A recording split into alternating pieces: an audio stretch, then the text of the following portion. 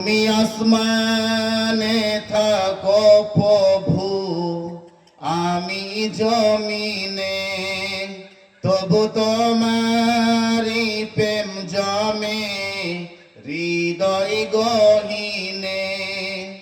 আমি তোমারি গোলাম গো, অন্য কারণ আলিমুল গায়ব তুমি, মালিক রব্বানা।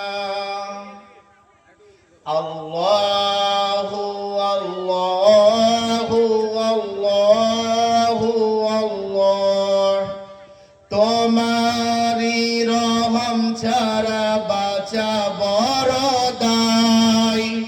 প্রতিদিনে প্রতিক্ষণে জড়িয়ে রেখো গো আমায়, শত শত ভুল মাপ করে দাও, কত শত ভুল মাপ করে দাও, জানা কি অজানা। আমি তোমারি গোলাম গো, অন্য কারণ। কঠিন বিচারের দিনে থেকো গো পাশে, পাপের ভারে ডুবে গেছি, মনটাই কেঁদে মরে। জান্নাতি ফুল দিও গো আমায়, জান্নাতি ফুল দিও গো আমায়, আগুনে ফেলে দিও না। আমি তোমারি গোলাম গো, অন্য কারণ। শ্রদ্ধার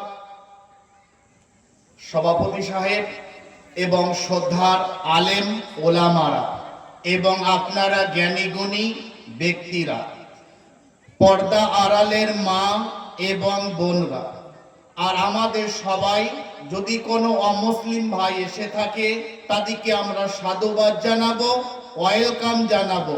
মানুষ হিসাবে সকলে আদমের সন্তান। তার দুর্বলতা কোথায়? সে নামাজ পড়ে না। তার দুর্বলতা কোথায়? সে মদ্যপান করে। কিন্তু মানুষ হিসাবে সকলে আদমের সন্তান। কোরআন পাক শুধু মুসলমানদের একার নয়, সারা পৃথিবীর জানার, বোঝার, মানার সকলের সমান অধিকার রয়েছে। আল্লাহ রাব্বুল আলামিন শুধু মুসলমানদের একা আল্লাহ নয়, সারা পৃথিবী জানার, বোঝার, মানার সকলে সে আল্লাহকে মানার অধিকার সকলের সমান রয়েছে। বিশ্বনবী সাল্লাল্লাহু আলাইহি সাল্লাম শুধু মুসলমানদের একার নবী নয়, সারা পৃথিবী সকলে জানার, বোঝার, মানার সমান অধিকার রয়েছে। কেউ হয়তো বুঝতে পারে, কেউ হয়তো আমার নবীকে চিনতে পারে, আবার কেউ চিনতে পারে না। তবে একটা কথা মনে রাখবেন, আল্লাহ কোরআনের মধ্যে বলেছে যে জিন এবং ইনসানকে আমি জাহান্নামে দেব, নাকি বলছেন? আল্লাহ যদি চাইতেন গোটা পৃথিবীর মানুষ ঈমানদার হয়ে যেত, নাকি বলছেন? আপনারা কথা বুঝতে পারছেন তো?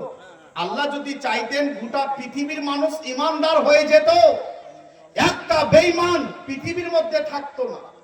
কিন্তু আল্লাহর কথা সত্য যে আল্লাহ রাব্বুল আলামিন বলেছে জিন এবং ইনসানকে আমি জাহান্নামে দেব। সবাই ঈমানদার হবে না, তবে আল্লাহ যাদের প্রতি দয়া করেছে তারা ব্যতীত। তো হিদায়াত পেতে গেলে হিদায়াতের মালিক কে বলুন তো? আল্লাহ। হিদায়াত আল্লাহ যাকে দিবে সেই হিদায়াত পাবে। কেন? আল্লাহর নবীর আপন চাচা আমির হামজা রাদিয়াল্লাহু আনহু তার কলজাকে চিবিয়ে চিবিয়ে খেয়েছিল হিন্দা। আল্লাহ রাব্বুল আলামিন হিন্দাকে ঈমান দিয়েছে, বলুন সুবহানাল্লাহ। আবু সুফিয়ান রাদিয়াল্লাহু আনহু ইসলাম কবুল করার পূর্বে আমার নবীকে অনেক কষ্ট দিয়েছিল, কিন্তু আবু সুফিয়ান অষ্টম হিজরিতে ইসলাম কবুল করেছে। তো কে হিদায়াত পাবে কে পাবে না সেটা আল্লাহ ভালো জানে। আল্লাহর নবী তার চাচাকে বলছে, চাচা একবার বলুন লা ইলাহা ইল্লাল্লাহ। চাচা বলছে, বার্ধক্যে কলমা পড়লে লোকে বলবে মৃত্যু ভয়ে পড়েছে, তাই আমি আর কলমাটা পড়তে পারবো না। বিষ্ণুপোষণ চাচা, হিতাকাঙ্ক্ষী চাচা, স্নেহ দিয়া চাচা, ভালোবাসা দিয়া চাচা। যে চাচা বলেছে বর্তমানে তোমার গায়ে কেউ হাত দিতে পারবে না, সেই রকম চাচা দুনিয়া থেকে চলে যাচ্ছে। চাচাকে বলছে, চাচা একবার কালিমা তৈয়ব লা ইলাহা ইল্লাল্লাহ মুহাম্মাদুর রাসূলুল্লাহ সাল্লাল্লাহু আলাইহি সাল্লাম আপনি একবার পড়ুন, আমি কিয়ামতের দিনে সুপারিশ করব।